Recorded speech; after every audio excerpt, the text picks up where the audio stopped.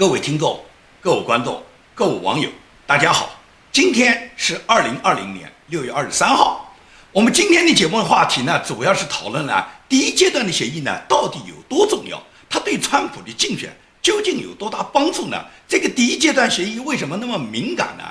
川普团队里面有一个鹰派的顾问叫纳瓦罗，纳瓦罗呢在昨天呢接受了福克斯新闻的采访。他在接受福克斯新闻采访之后，新闻主持人就问他，中美贸易协议这个第一阶段协议呢，是不是已经结束了？是不是已经完蛋了？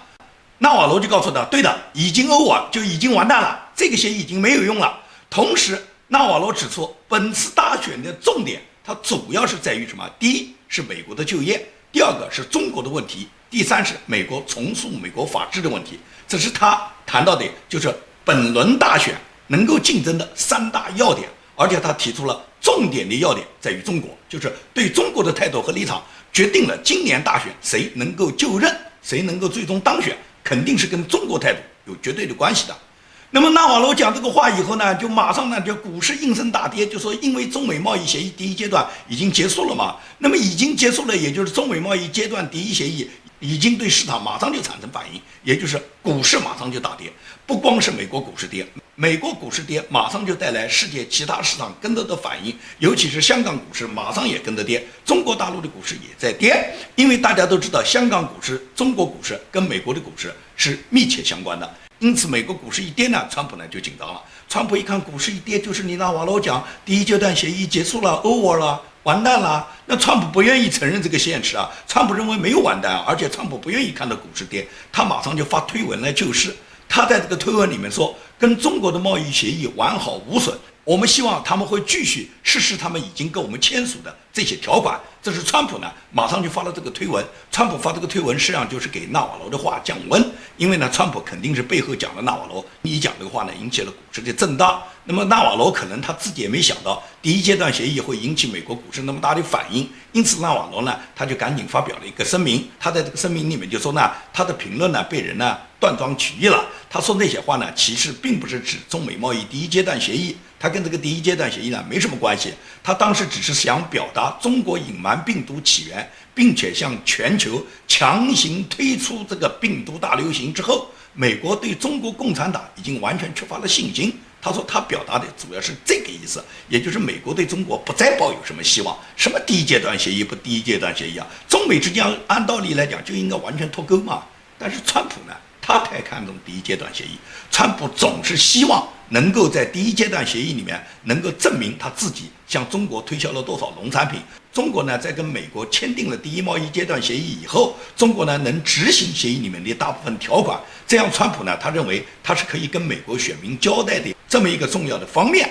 但是呢情况变化太大，这半年多来的变化，中国现在是不是继续执行第一阶段贸易协议已经一点都不重要了。他现在买不买美国的大豆真的不重要，因为中国面临着就是大量的经济下滑和他自己眼看要产生的粮荒，也就是到了那时候，中国他想跟谁买都买不到，你不是美国想要卖给他，是中国求着你买的问题。但是呢川普呢他仍然要求呢中共呢兑现这个第一贸易阶段协议。毫无疑问来讲，川普是希望通过这个协议呢向美国人民展示呢他已经完成了中美之间过去长期存在的贸易不平衡的问题，他已经解决了中美贸易之间的争端，他已经通过第一贸易阶段协议让中国尽量多的购买美国的农产品，增加美国农民的收入。这是川普呢他一直的想法。川普这个人，第一是看重第一贸易阶段协议，第二个呢他过分看重美国的股市。其实跟中国只有脱钩才能真正解决问题。你只要跟中国谈贸易，谈贸易大家都知道就是合作嘛。所谓贸易就是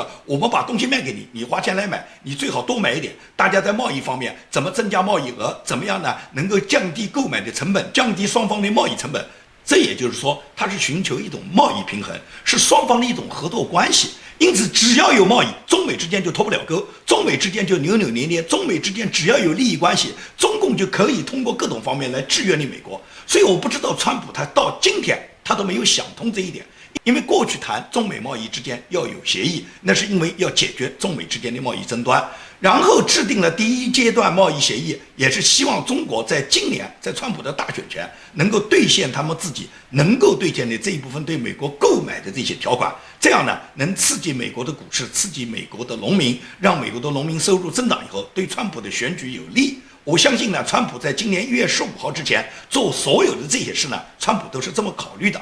但是自从今年1月15号以后，到现在已经进入了6月份，也就是将近半年下来了。这半年下来的话，美国的形势已经发生了大量的变化。也就是自从今年1月15号签订贸易协议以后，中国就发生了武汉瘟疫。武汉这个病毒从今年1月份开始起，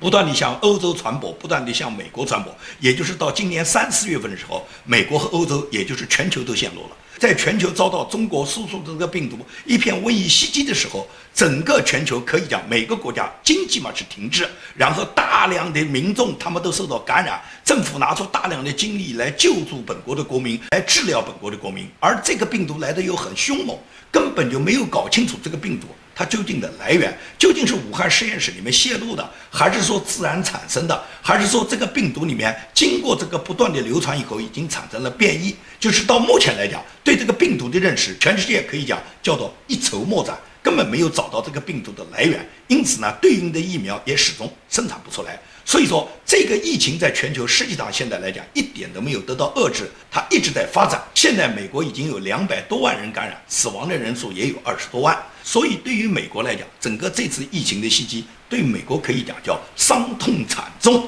那么不光是人员受伤，不光是人员感染，最重要是美国的经济大幅的下滑了。美国已经有将近3000万人失业啊。那么虽然从5月份开始起，逐步的开始缓解，那么这个有一个缓慢的疗伤的过程。也就是说，这半年来发生的这个变化，第一是疫情的袭击给美国造成了巨大的伤痛，这个伤痛从国家经济上到人民身体和每一个人的身体健康上都受到巨大的冲击。那在这个过程中又发生了黑人弗洛伊德的死亡，黑人弗洛伊德的死亡以后，就让一部分利用黑人弗洛伊德死亡的这件事挑起了黑人命贵的美国的骚乱事件。这个美国骚乱的事件一开始也没有引起美国政府极端的重视，他们认为不过就是一个黑人死得比较冤，有些黑人呢为他鸣不平，发起一些集会，发起一些和平示威。一开始美国政府认为最多是这样，但是没想到这个黑人骚乱它很快就演变成打砸抢。这个打砸抢后面，然后就是共产主义的势力，共产主义的安提法这种恐怖组织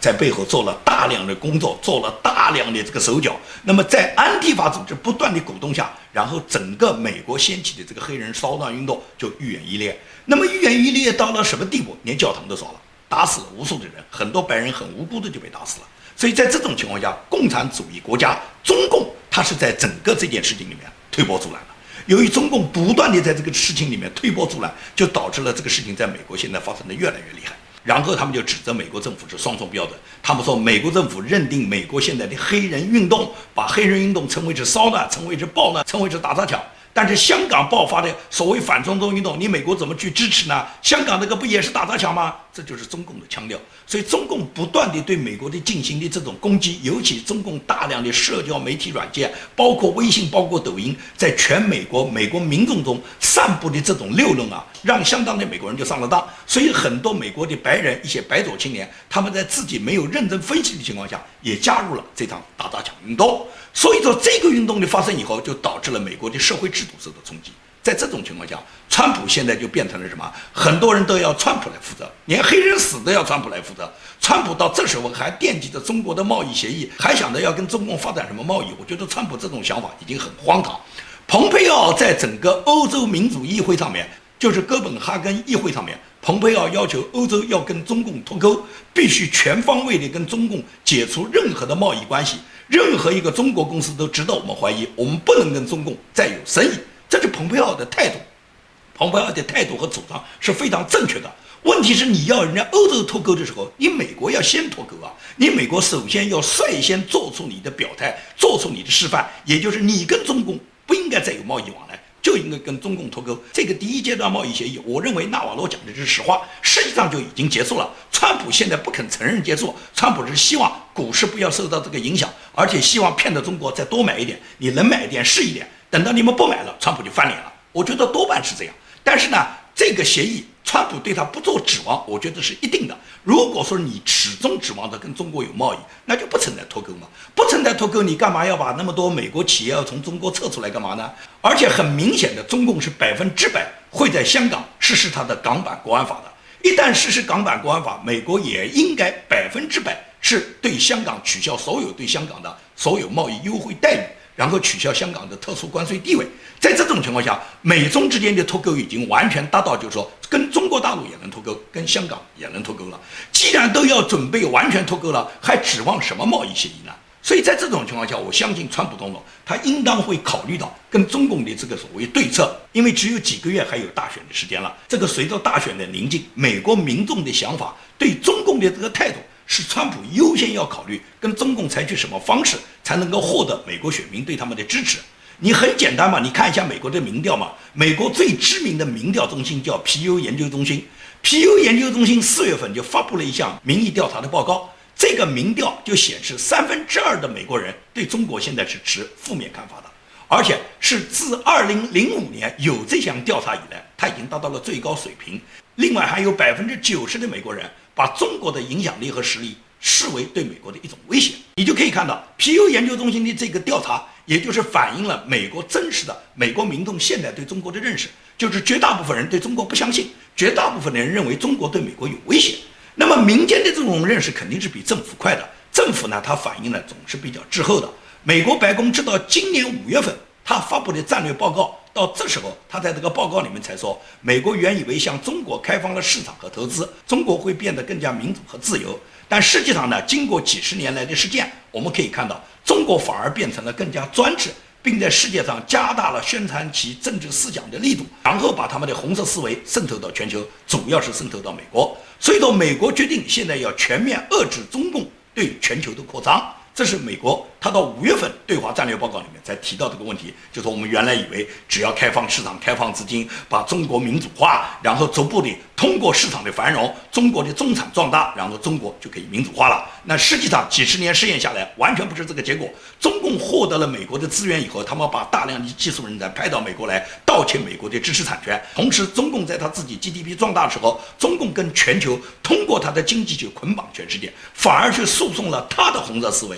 也就是不是西方和平演变中国，而是中共红色思维、红色渗透去演变了西方。今天就是这么一个关系。所以美国呢，直到今年5月份呢，才有这样的认识。在这种认识之前呢，美国呢，国务院呢，蓬佩奥认识这是很清楚，所以蓬佩奥对中国执行的打击力度呢，蓬佩奥呢一直是比较大的。今年早些时候，美国政府就已经把新华社、中国环球电视网、中国国际广播电台、中国日报和人民日报的海外代理叫海天发展公司，已经把他们列为外国使团，就是这5家单位不算新闻单位，你们就属于外国使团单位。你们是属于中国共产党和中国政府外派的机构，所以说你们这些外派机构在美国，你们不算新闻单位的话，你们不可以使用新闻签证，没有新闻采访权。你们既然是政府官办人员，你们在美国做任何事都要向美国申报，这是早些时候对5家单位做出的规定。那么就在6月22号，就是这2天，美国国务院又再次追加了4家，这4家单位就是中国的中央电视台、中新社、人民日报和环球时报。那么这4家也被加入了美国认定为他们是非新闻机构，他们是国家官派的单位。这些人在美国的所有的行动都受到美国国务院的监督，也就是这些人是不可以随便去采访和拜会任何一个人的。你有任何公务活动都要事先向美国国务院申请，包括你们这有9家单位，你们任何一家单位的资金来源要报美国财政部，你们任何一家单位里面的人员变动、你们的签证变动和你们在美国社会里面所有公开的社会活动都要预先得到美国国务院批准才能进行。已经把你们认定跟中共外派的外交单位一样，你们根本不是新闻机构。这是美国国务院这次又新增加了这4家单位，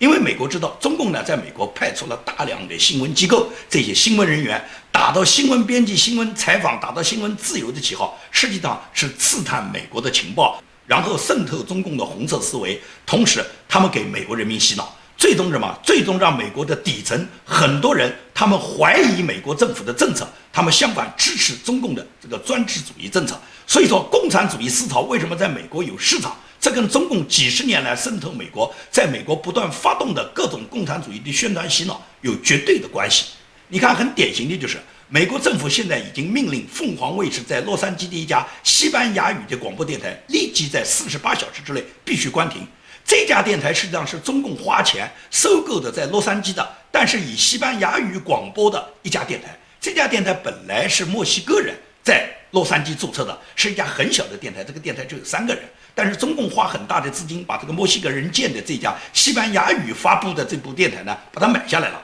然后呢，中共就在这个里面用西班牙语广播，为什么呢？因为美国可以讲大量的非法移民来自于南美，来自于墨西哥，而南美、墨西哥绝大部分的这些国家里面的难民呢，他们是讲西班牙语的。因此，墨西哥人本来在洛杉矶办一个小的这个西班牙语的广播电台呢，他本来是对这一部分非法难民，这个非法难民人数很大，都上千万人啊，是对这部分人进行广播的。那么中共收购下来以后，中共就仍然用西班牙语，但是宣传的都是共产党的思维，宣传的都是红色思想，宣传的都是怎么去破坏和渗透美国。而这些大量的非法难民呢，他们呢听得懂西班牙语，他们不一定都听得懂英语，他们听这个广播呢，就接受了共产党的这个宣传，就认为美国是邪恶的，就认为美国政府制度是邪恶的，美国政府对我们这些人不友好，我们就应该推翻他，我们就应该打击他，我们就应该搞打砸抢。我们现在加入黑人的这个解放运动，就是跟所有全世界爱好共产主义的人，我们一起去对美国政府进行攻击。所以说，中共就要达到这个目的。这是美国政府现在规定，这家凤凰网收购的这家电台48小时之内必须关停。其实这家电台已经有好几年，过去早就引起了美国的注意，但是呢，每次要关都没关掉。这次是美国这个全球媒体的执行总裁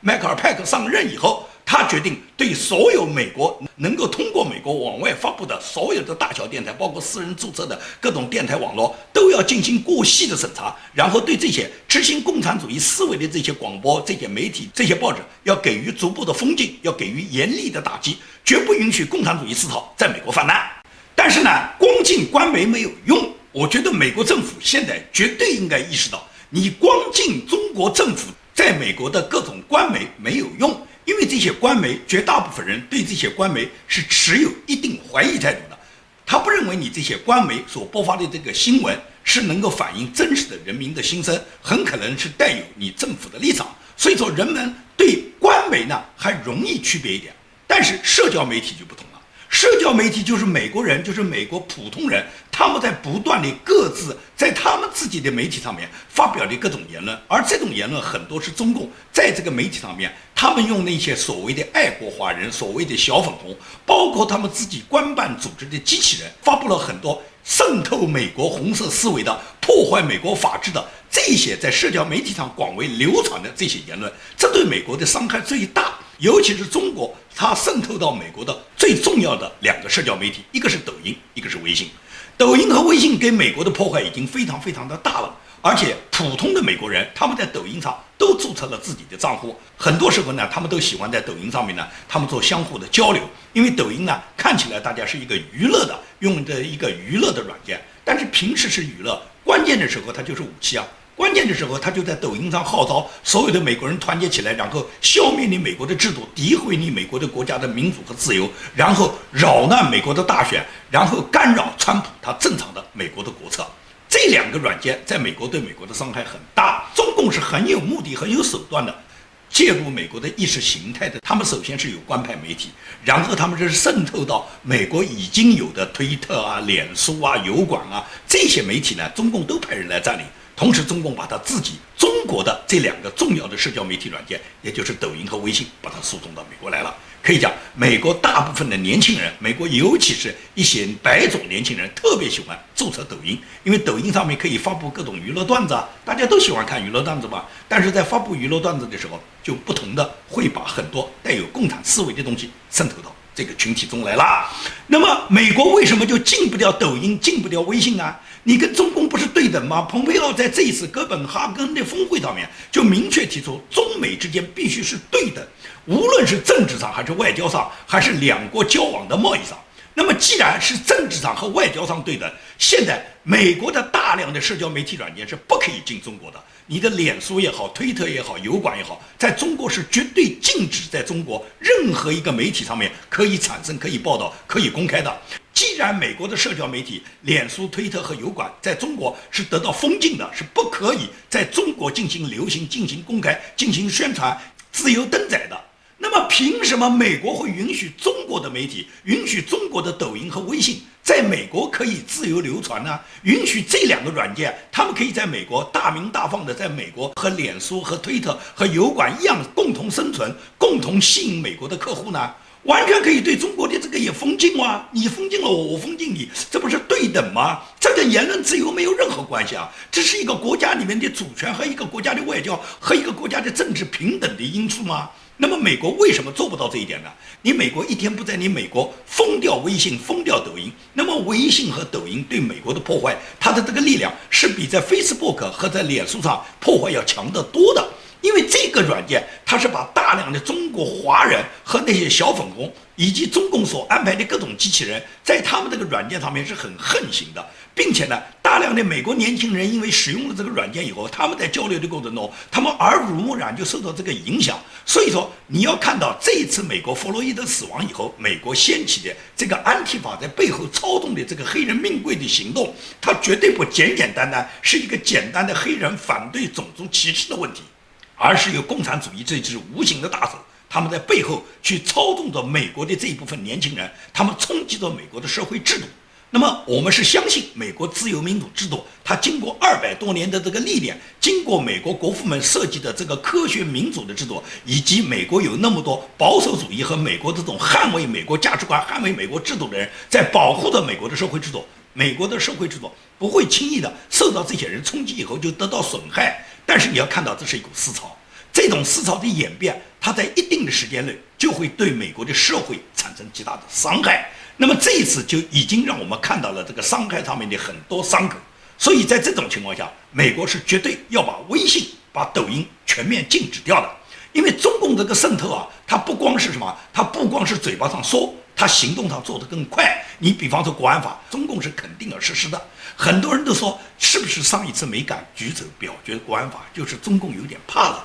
中共会把国安法撤回。我可以讲这个话的人，你对中共的邪恶性你是完全认识不到的。中共只有嫌他的刀子不够快，中共从来没说过他可以刀下留人。中共现在这个国安法是100%要推出，而且很可能就是这次6月底就推出，因为为他们在7月份、8月份抓人留下一个机会，留下一个时间。他们9月份就要搞立法会选举。现在中共的高级官员去征求香港这些反对派的意见，他都是装模作样做给别人看。你比方说，香港立法会的主席叫梁君彥，梁君彥就在本月21号，他就专门到深圳，他就专门北上深圳，和中共国家政协副主席兼港澳办主任夏宝龙，他们两人就有了一个会面。按照梁君彥事后向媒体解释的，他是私人会面。你是什么私人会面啊？你是立法会主席，你跟夏宝龙的见面，你是代表立法会去的。夏宝龙有必要跟你这个从来没见过面、没有一丝交情的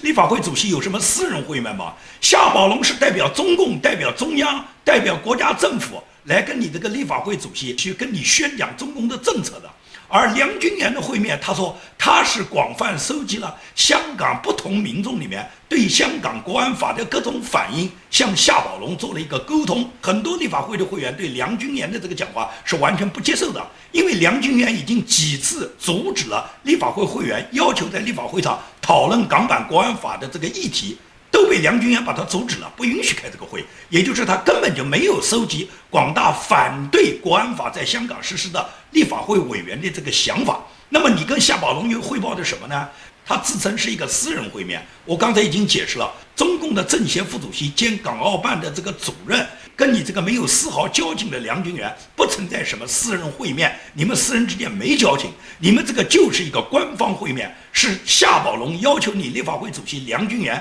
来跟他之间讨论港版国安法，并且告诉梁君彥，你如果不执行中央的港版国安法，你会有什么样的一个后果。他实际上对梁君彥就是既打又拉，先打就是告诉你反对你梁君彥可能就粉身碎骨，你支持可能我们党就会信任你，给你有更大的荣华富贵。这就是中共对梁君彥的一个打拉的手段。所以说梁君彥回去跟媒体所讲的话一点都不能体现香港民众反对中央在香港实施国安法的态度。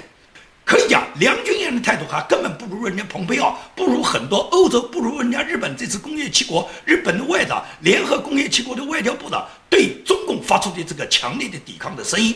蓬佩奥说，要求欧洲在美国和中国之间必须要做出一个选择，必须要选边站队。他为什么要你们必须选边站队啊？蓬佩奥解释就是不是我们美国要你们选边站队，是中国共产党逼的。中国共产党出版这个港版国安法，它实际上不仅仅是伤害了香港人民的感情，它也是破坏了香港的全面繁荣。把香港破坏掉以后，这个里面损失的利益不光是我们美国人的利益，也有你们欧洲人的利益。所以在这个问题上面，你们就必须选边站队嘛。现在你们是选择邪恶和光明，这是你们欧洲国家现在必须要做的一道2选1的选择题，这是蓬佩奥明确的摆在欧洲面前，欧洲每个国家都必须要做的选择。你选也得选，你不选也得选，因为北约部队全是美国的。美国如果认为你是投靠中共的，你是跟中共沆瀣一气的，美国就可以把北约部队从你的国家撤出来。美国没有义务保护你这个投靠中共的这个国家。如果你觉得中共好，比方说默克尔，他觉得中共很好，他拒绝给北约交纳经费，他跟俄罗斯沆瀣一气，他跟中共沆瀣一气，那美国就告诉德国，你就让中国让俄罗斯来保卫你，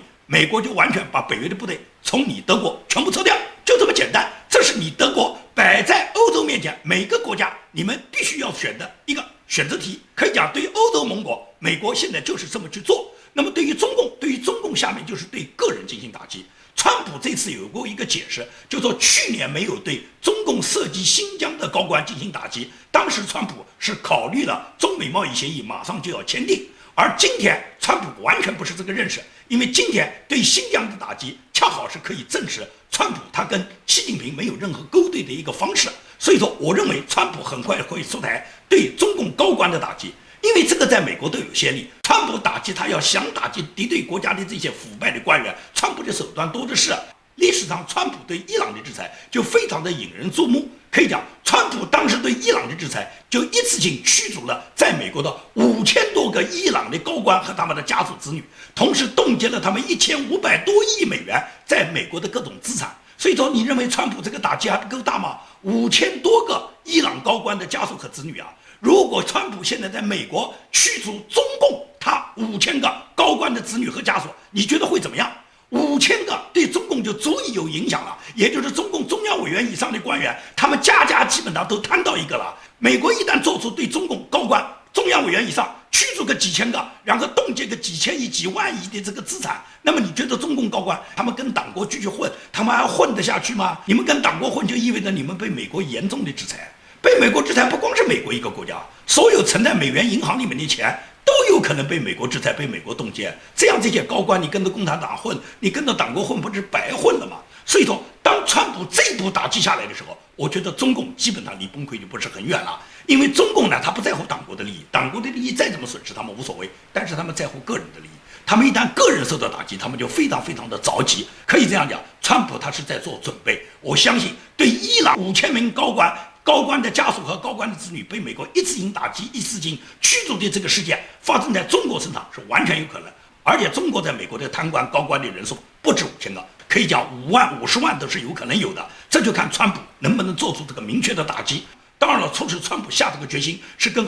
日后这几个月的大选的形势是绝对有关的。当川普感觉到沉重的打击中国以后，可以给他带来大选的选群的高涨，可以带来美国选民更加的支持。我相信川普一定会这么去做的。我们期待着川普这一天早日到来。今天的节目就跟大家做到这里，谢谢大家。